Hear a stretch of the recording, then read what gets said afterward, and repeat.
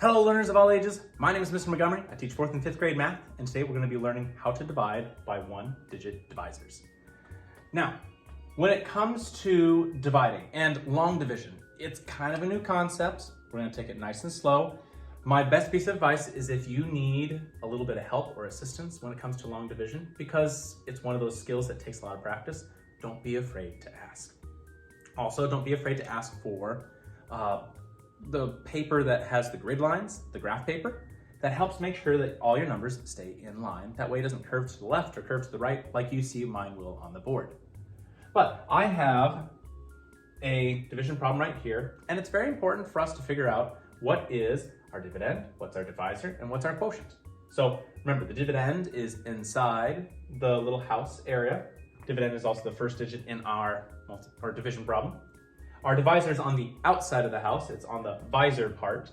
It's the second number that is listed in our division problem. And our quotient will be our answer that's on the top of one that looks like that, or at the very end. So I have, and this is how we would read it, 6,500 divided by 8. Now, first things first is when we go with division, we go digit by digit to figure out, can this number go into this number? Can 8 go into 6? If I had 8 marbles, can I fit them into 6 holes equally? No, I really can't. There would be 2 marbles left over. So I have to go to the second digit now, 65.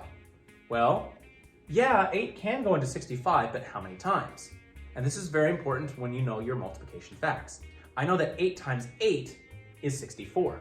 So I'm going to put an 8 above that 5, because I can't put it above the 6, because that's basically saying that 8 times 8 is 6. No, 8 times 8 is 64. Now again, I put it over the 5. I checked it with 8 times 8 is 64. So now I have 65 minus 64. Well, that's 1. Now I'm going to bring down my next digit here. So now I have 10. Can 8 go into 10? It sure can. One time, right? 8 times 1 is 8. I'm gonna subtract. 10 minus 2, 8 is 2. I'm gonna bring down my next digit. Now, how many times can 8 go into 20? Well, 8 times 2 is 16. Let's see, 17, 18, 19, 20, 21, 22, 23, 24. It would be too big. So, 8 times 2 is 16. I'm gonna subtract. I have 4. I don't have any number I can bring down left. So this is something called the remainder. We're going to bring the remainder back to the top.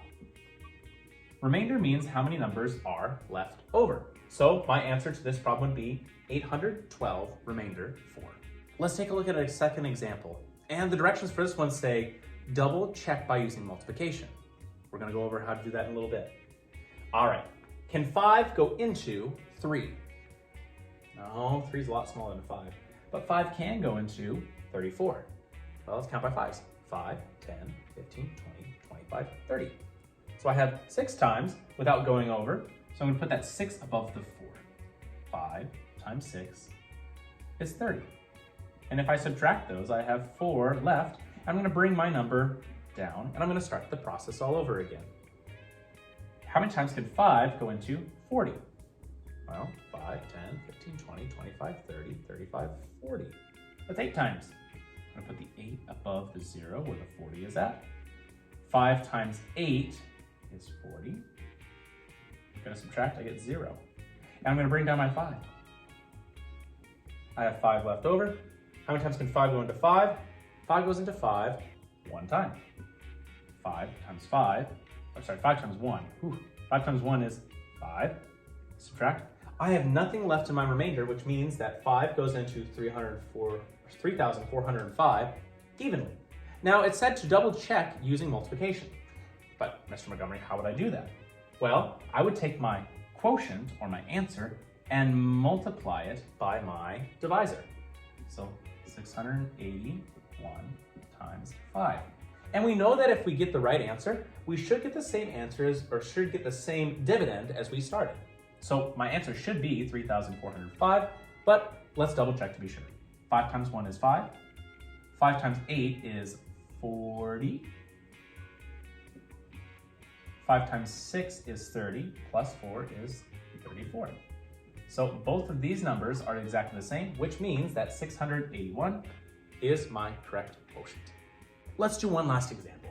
I have 3,979 divided by 5. Well, we're going to start with 5, and can it go into 3? Not really. So we got to go to 39. 5 can almost make it to 40, or 5 can make it to 40, but 40 would be way too big. So we would have to go to 35. Well, 5 times 8 is 40, so 5 times 7 is 35. I'm going to subtract those two numbers.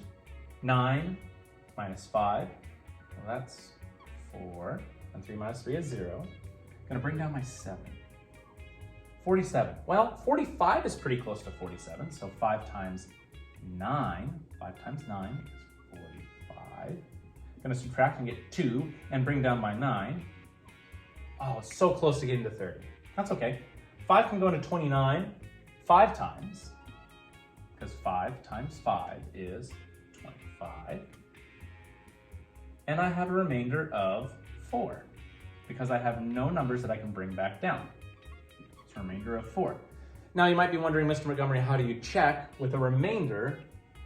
We're going to multiply the same thing that we did, our quotient times our divisor.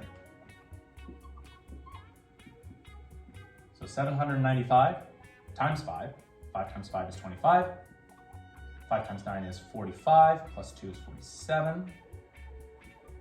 And 5 times 7, 5, 10, 15, 20, 25, 30, 35.